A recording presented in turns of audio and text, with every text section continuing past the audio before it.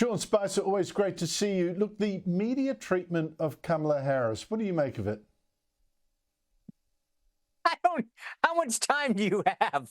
I mean, this is unbelievable, Andrew. They put her on the cover of Time magazine the other day. It was a beautiful cover, by the way, absolutely beautiful. And it said her moment. And they had to admit that they hadn't had an interview with her. Now, think about that. They literally did a cover story on her, fawning all over her without ever having spoken to her. They have no idea what her policies are because she refuses to comment on them. Her website has a bio page and a donation page.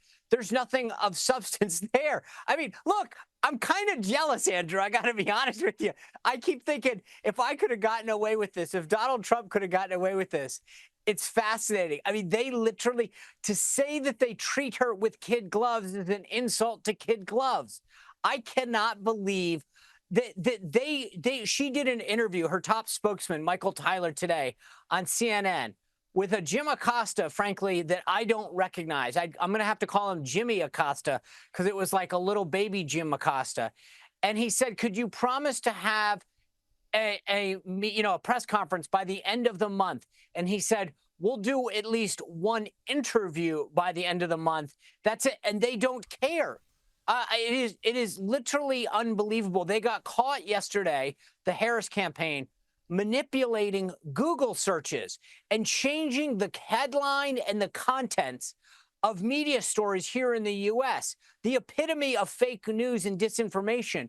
And no one in the media actually cared about it. I mean, they were literally taking stories from CNN, the Associated Press, Reuters, CBS News, changing the story and putting it out under those banners of the news and not crickets.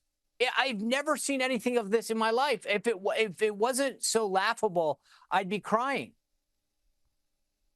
Look, to me, it's absolutely astonishing. So the best is, so her spokesman will give interviews, but the candidate herself will not. I mean, this is just so bizarre. And Americans have got to vote for this person to be their president for 4 years.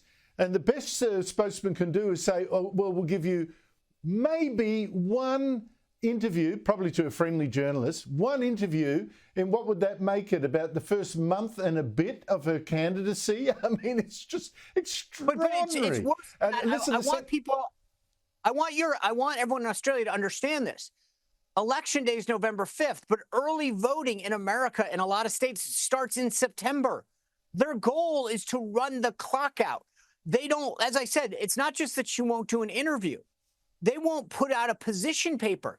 They're telling the media, well, we're against this now, we're for this, but there is no concrete ability to examine a position that she has on the economy, on the military, on veterans, on energy. Not one issue has she put out anything. And when you do say something about something that she said in the past, fracking, for example, all of these issues that she ran on when she ran for president, the most they will do is she no longer supports that position. Well, what's her new position? We won't tell you.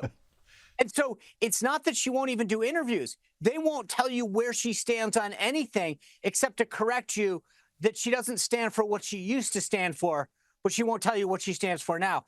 It is unreal. And this is the last thing I'll say on this, Andrew. For months, if not years now, here in the United States, the left and their buddies in the media, it's kind of synonymous, have been talking about democracy dying, under attack. The quintessential piece to democracy is the free exchange of ideas, being able to vote. And what have they done? Number one, hidden from the media. And number two, they kicked off Robert F. Kennedy off a ballot. They are the anti-democratic party. They literally are doing everything to undermine democracy from flourishing. And yet they want to point the finger at the other party. No, well, they're just, it's like an avatar they're putting out there. There's no real Kamala Harris. It's just an avatar and a couple of keystrokes by some guy in the background, some Wizard of Oz, and she'll change into whatever shape you want. Look, there's much the same is happening with the media coverage of Kamala Harris's running mate, Governor Tim Walz, who's been caught out falsely claiming he went to a war zone with the National Guard. In fact, he He quit as soon as he heard that they were going to be deployed to Iraq. He quit. And that he reached the rank of Command Sergeant Major before he retired. Now, both claims are false. He never made Command Sergeant Major. He didn't pass any of the exams. But now this guy is saying people shouldn't denigrate military service. Right. Now, it seems to me most of the media is giving this guy a pass for lying. And that's the thing. The way that you just framed it is exactly the point. There's a difference between attacking someone's service, which nobody has done. He served 24 years honorably. He should be thanked for his service to the country. But as you pointed out, there's at least three issues. Number one, he said and alluded to the fact that he went to Afghanistan. He served as part of OEF, Operation Enduring Freedom. And when he allowed people to ascribe to him the status of having gone to war to Afghanistan, that's a lie. Number two, he personally said multiple times that he used weapons of war. He's never done that. He never served in a war zone, never went forward. Again, his service is one thing, but lying about and trying to pretend that he actually went forward as a combat is something that people have killed themselves for. I don't mean to be dramatic, but Admiral Borda, a future Navy, a previous Navy leader, killed himself because there were claims that he was using the Valor, in one of his awards, and he hadn't actually earned it. I mean, that's how serious this stuff is taken. He used the rank of Command Sergeant Major, not just Sergeant Major, Command Sergeant Major. And to your point, there were two issues with that. One, he was what we call frocked in the military, right? So he was given the rank, but said, now you have to earn it. One, by attending the Command Sergeant Major school, and two, by time and grade. So when you get promoted in the military here in the U.S., it's generally 3 years in grade before you get to earn that rank. He didn't do either. And he went over and over again on his bio and said that he had attained that rank. He didn't. He didn't retire at that rank. And he has used the Command Sergeant Major retired in his title over and over again. Now, here's the thing. If these were just baseless attacks, I would say two things. One, why did the Harris campaign correct both of them? It, quote, updated his bio on their website and said he attained the rank of Command Sergeant Major. He didn't retire at it. And secondly, it said he misspoke when he said that he used weapons of war, right? It's not us attacking him. He's the one who corrected it. Now, in our military, if somebody claims to be a Navy SEAL and didn't actually go to BUD/S, then that's a lie. There's a big, big difference between denigrating somebody's service and someone who has served trying to ascribe themselves to attributes or to feats that they didn't achieve.